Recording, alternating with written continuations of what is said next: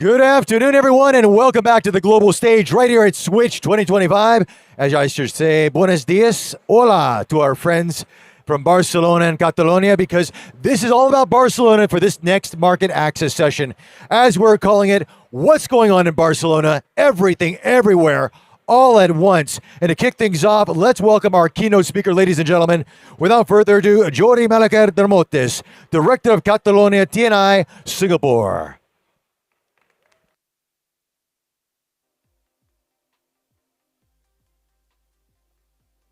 Hello. Yes. Well, good afternoon to everyone. Very happy to be here. This is the third year in a row that we are participating in Streets, sharing our experience on the strength of the Barcelona and Catalonia startup ecosystem. As you can see, over there you can see, this year we've gone with this rather cinematic and somewhat catchy title of "What's Going On in Barcelona: Everything, Everywhere, All at Once." But really, what is going on? What is going on in Barcelona? A lot is, but rather than starting providing hard data and statistics on what's the ecosystem like, I thought it would have been a good idea to provide you with some of the news that have appeared recently this year, recent months, on developings happening in Barcelona. So, for the first one, yes. This was published July this year. Barcelona is one of the top 5 startup ecosystems in Europe. It's also the number 1 startup ecosystem in the south of Europe. And what's more important is that among those top 5 startup ecosystems, Barcelona is the only one that is not a capital city. The other 4, Paris, Berlin, Stockholm, and Amsterdam, they're all the capitals of their respective countries. Next. Barcelona is the leading global city destination in terms of participants in congresses, and the 4th in terms of number of congresses worldwide. And again, it is also the highest ranked non-capital city, the other 3 being Vienna, Lisbon, and at a close third, Singapore itself. And as you will see later, Singapore is mentioned a number of times too. Next.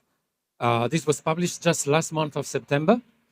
Barcelona emerges as the top 3 destination for AI investment, according to, it's not us saying it, it's according to IBM's Global Location Trends report.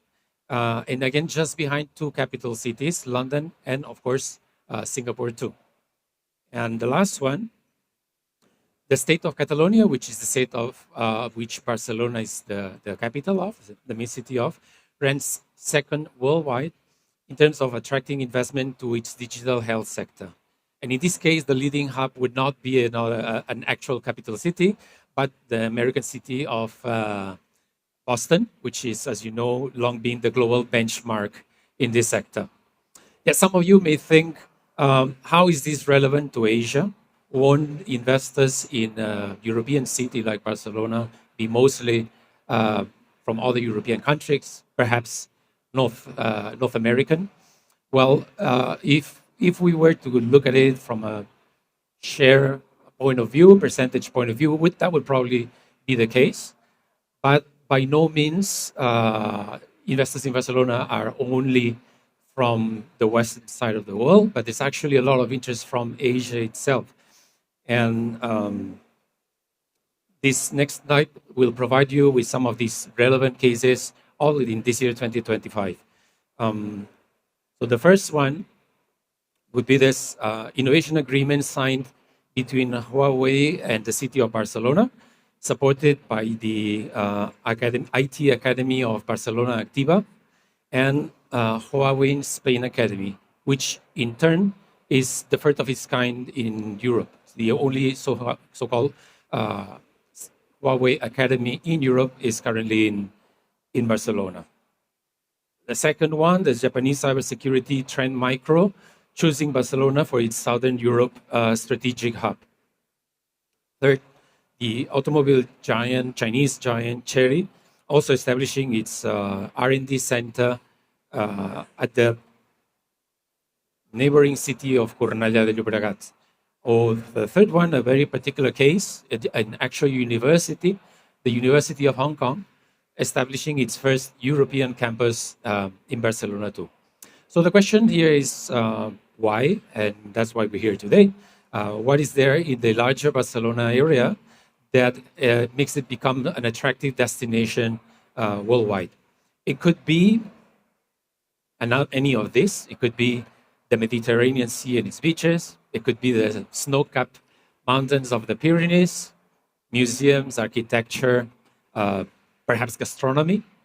I will not be the one to sort of play down quality of life. Actually, quality of life is a critical ingredient for people to make a decision in terms of moving or of staying.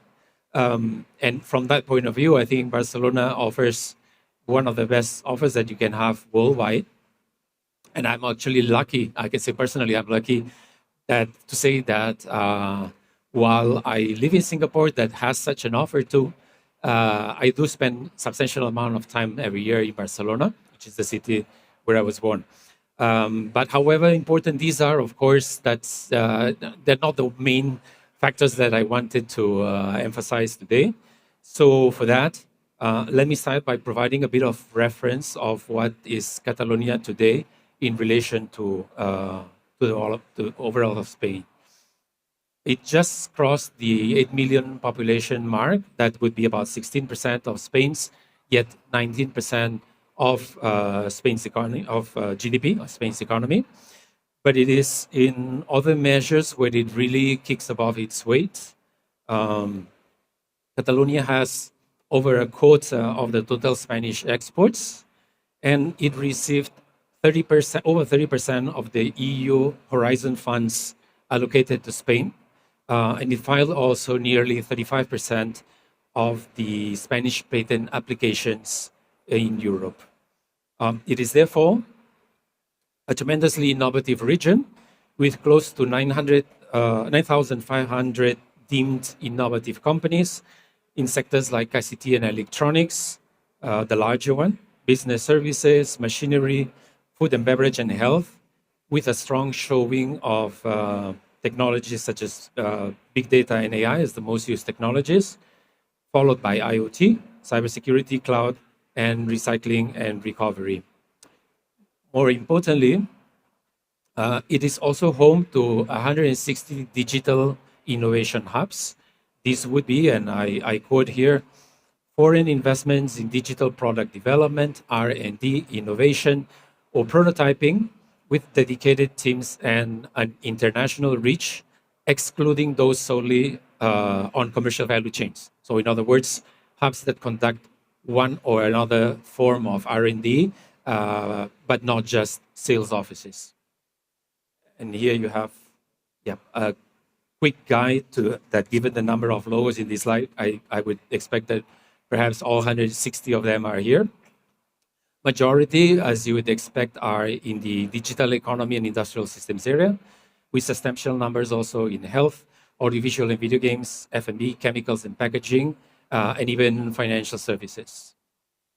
Yet, these digital innovation hubs, as you can see from the screenshot, are mostly part of MNCs, of multinational companies. That is a well-known fact that these days MNCs collaborate strongly with startup companies when it comes to finding solutions to their main challenges. And as such, one of the reasons why they choose Barcelona is, as we saw earlier, the strength of its local startup ecosystem.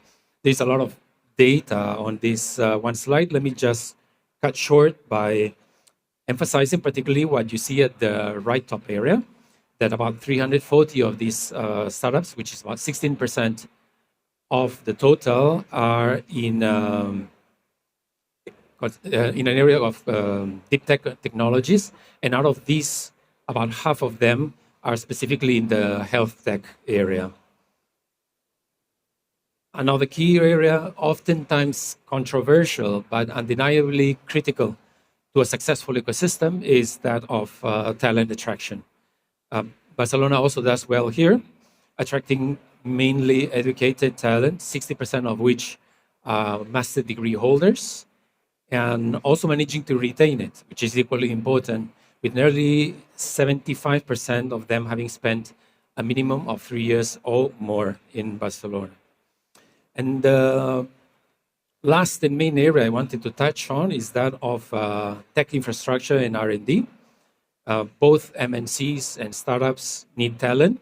They also need a reliable, top-notch R&D network. In this regard, there is a number of very powerful tech assets whom both produce their own research and offer their facilities to the private sector, including the ones that you see over here, the Biomedical Park of Barcelona, which is one of Europe's largest biomed research parks, the A+ IDIADA vehicle proving grounds, the Institute of Chemical Research, the Institute of Photonic Sciences, the Alba Synchrotron, which is a third-generation particle accelerator, and the BSC, the Barcelona Supercomputing Center, which hosts Spain's most powerful high-performance computer, and into which the first quantum computer in Spain will also be integrated. In conjunction with this tech infrastructure, there is also a deep network of R&D centers, many of which are registered under the Tecnio brand. The Tecnio brand is a brand developed by the Catalan government to identify technology developers that have distinctive technological capabilities and the potential to transfer them to the private sector. There are currently about 61 such Tecnio R&D centers, of which Eurecat and Leitat are the two largest, and Eurecat is also the second largest R&D center in the south of Europe. And to wrap up this initial presentation, another map, in this case the map of the Tecnio centers. Next, you will be hearing from some of the startups in Barcelona of how they are collaborating with this network of R&D centers to co-create and innovate their products. I hope you enjoy the session. For my part, this will be all. Thank you very much.